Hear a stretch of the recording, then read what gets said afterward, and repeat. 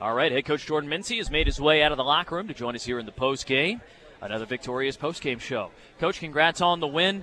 Got a little, dicey at the end there. It never felt like it was totally there, but what do you think your team learned about how to handle themselves when you got a lead at home, late game situation today? You know what?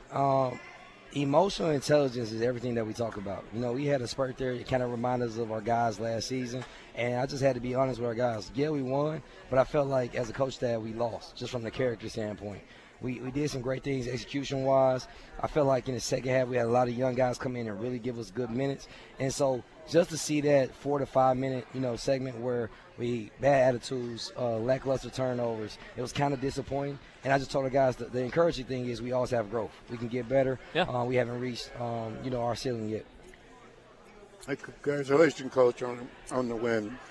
So what do you think as far as the defense, the team starting out at the beginning of the game a little slow in that area, especially, on the offensive end of the floor? Yeah, you know what, on offense and defense, I just feel like we were still slow. In credit, Central Arkansas, they did an unbelievable job. They came out, they were ready to go. They really did a great job of giving us different defensive looks. You talk about zone, you talk about press. They have so many different presses and alignments, and they did a great job of really attacking our feet and going after us. Yes, and the trapping, yes. The trapping was unreal.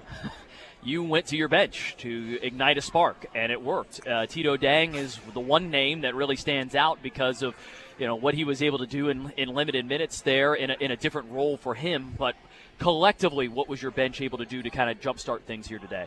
Yeah, Tito is a guy who deserves a lot of credit. He comes in, he's a humble guy. You can see he's a fan favorite. Everybody around campus loves Tito. And so just being able to, I thought we needed a jump start. We were playing slow. Different guys weren't giving us minutes, and we actually saw it in practice. Tito had one hour practice this week where he was just killing. He was destroying people. And so, I got to give him credit. And he's probably one of the best shooting bigs in the country, especially for silky smooth. Yeah.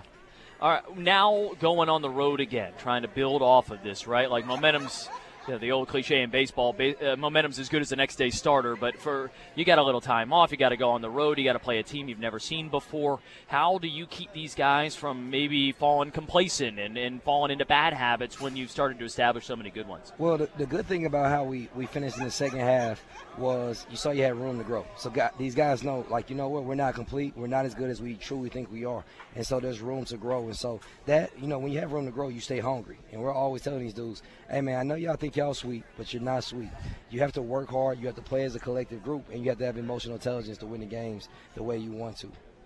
All right, Coach. Well, thanks as always for joining us here in the postgame. Congrats on getting another victory here today, 5 in a row now, and defending home court once again. Appreciate you.